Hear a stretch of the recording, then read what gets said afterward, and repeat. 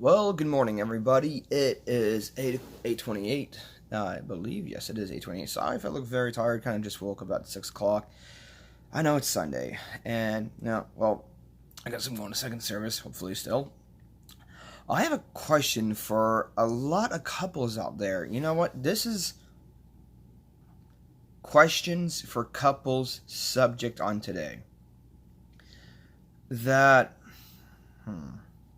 how can I put this? Question one. Would you ever ask your loved one, spouse, mate, boyfriend, or girlfriend this, okay? And I want to hear your action and reaction to that action. Put a comment down below, please. And if you like this video, hit that like button, thumbs up. If you don't like it, thumbs down. Or hit that notification bell, ba-ding, there you go. And you know what? If you like more of my videos, hit that subscribe. Okay, and today is question number one. If he or she ever said that, honey, or, either way, it could be a guy or a girl saying this, who are you talking to and what are you doing at that moment? So who are you talking to and what are you doing?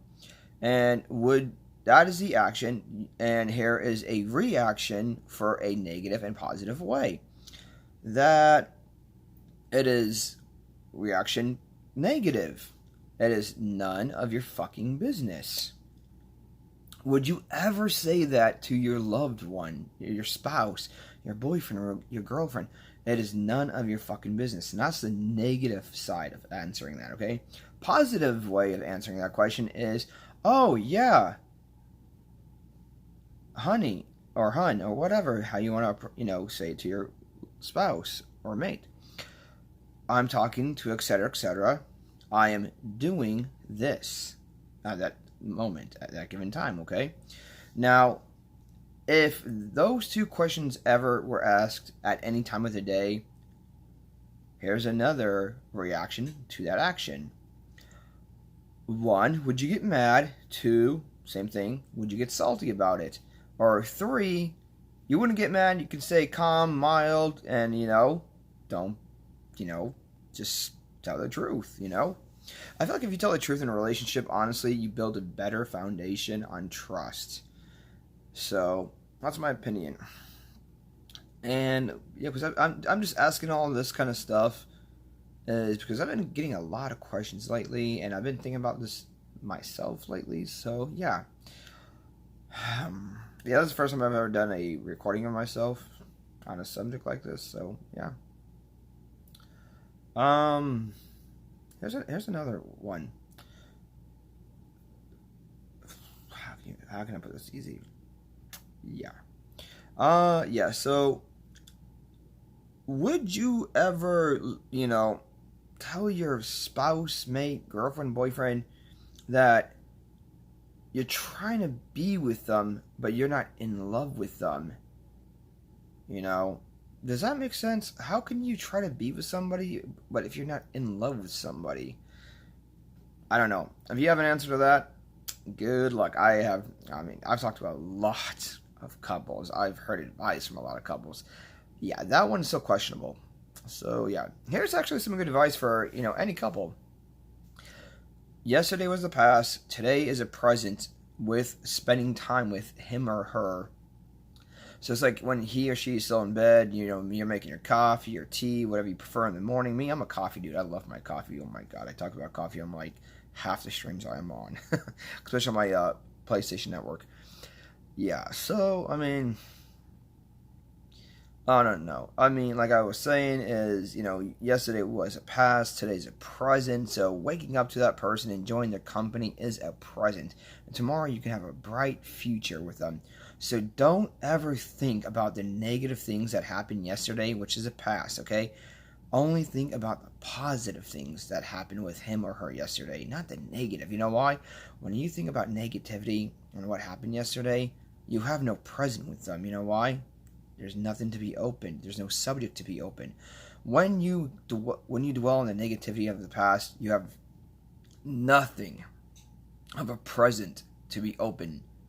So when that present can't open, a conversation can't open, a simple I love you can't open out of you, hi, how are you doing, how was your day, that is a present that can always be open.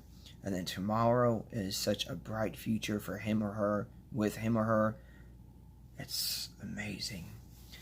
I can go on about relationship advice. I have a lot of advice I can give, and I've been given.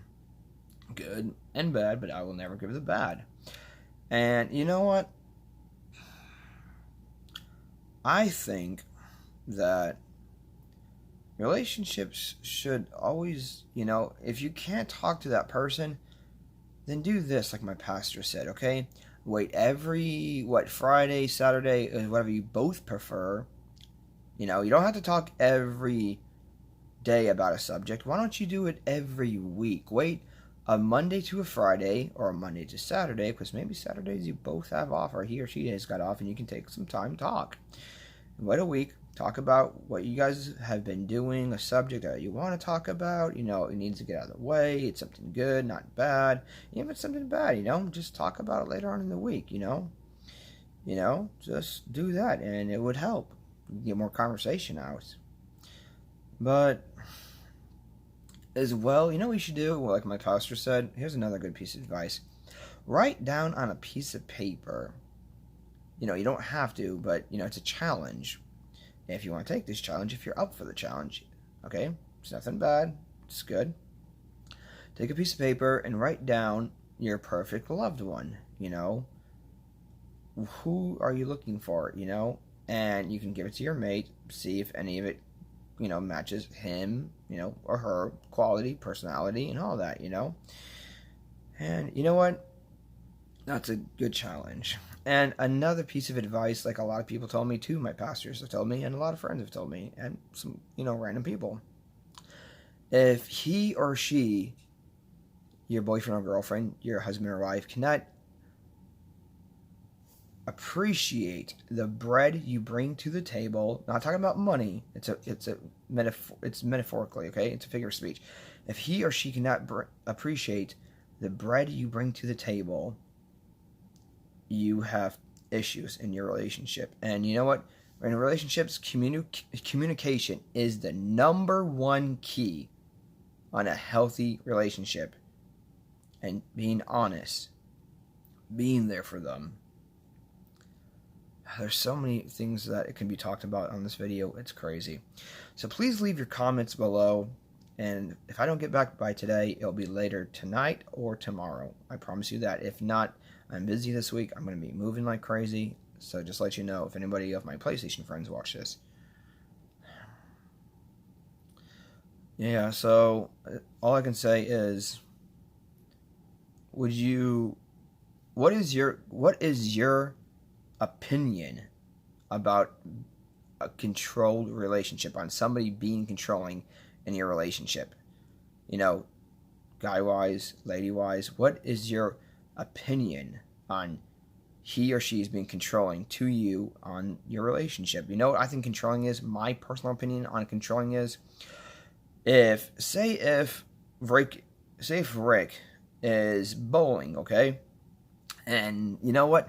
He's in a bowling league, and Rick, has got one guy on his team and two ladies. He is talking to all three of them. No, they're all in a bowling league together, but just random people. And his wife, Jennifer, is like, well, I don't want you to these people out of the bowling league because I got a bad feeling about this. And Eric's like, why? Well, I think they might, say some negative things about me if you tell them anything, and, it could affect our relationship. And then Rick's like, this is what he'll do. Roll the eyes. You know what I'm saying? So, he might do that, or he might listen. But the more he talks about Jennifer, those people are going to implant a seed into the ground, which is your brain, and it's going to grow into a tree. And all of those thoughts that they implanted in his brain could be positive and negative thoughts. But now, since they're implanted, seeded in his brain, it's always going to be there. Always. So, yeah. The more you talk about your loved one in a good or bad way, people are going to implant some thoughts into your brain. you don't have to listen to, but evidently you might. So, you know what? That is not being controlling on who your loved one has a bad feeling about who you should talk to, who you should interact with. And you know what? You should respect that opinion. You should respect their opinion. You should respect they don't want you to, hang out with that person, talk to that person, interact with that person. Maybe because they think it could go south for your guys' relationship in the future. But some people are too stubborn and too naive to not listen and listen to them instead of their heart and mind. So, yeah. What is your opinion about this subject about being controlled? Mine, like I said, here's my honest opinion. I think controlling is, say if Jennifer tells Rick, well, if you don't stop talking to these people, I'm going to leave. I'm going to kick you out. Or I'm going to, just ghost you, I think that's what controlling means. If you threaten your spouse, loved one, husband, wife, boyfriend, or girlfriend, and they should, if they don't do that, then you're going to do something about it in a negative way. In a negative way. That is controlling. When you try to threaten them emotionally or mentally about doing something or talking to somebody is in a negative way. I think that is the definition of true control in a relationship. So that's my opinion. I don't know what your opinion is, but I'd love to hear it on my comments. But if in a positive way, that is not controlling. Try to do it. Try to talk to them senselessly.